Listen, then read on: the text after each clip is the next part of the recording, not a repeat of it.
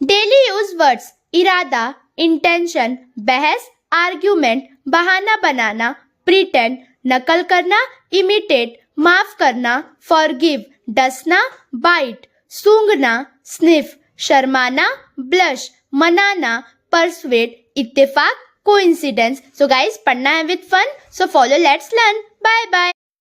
Daily use words इरादा, intention, बहस, argument, बहाना बनाना, प्रिटेंड, नकल करना, इमिटेट, माफ करना, फॉरगिव, डसना, बाइट, सूंघना, स्निफ, शर्माना, ब्लश, मनाना, परसुएट, इत्तेफाक, कोइंसिडेंस। सो गाइस पढ़ना है with fun, so follow, let's learn. Bye bye.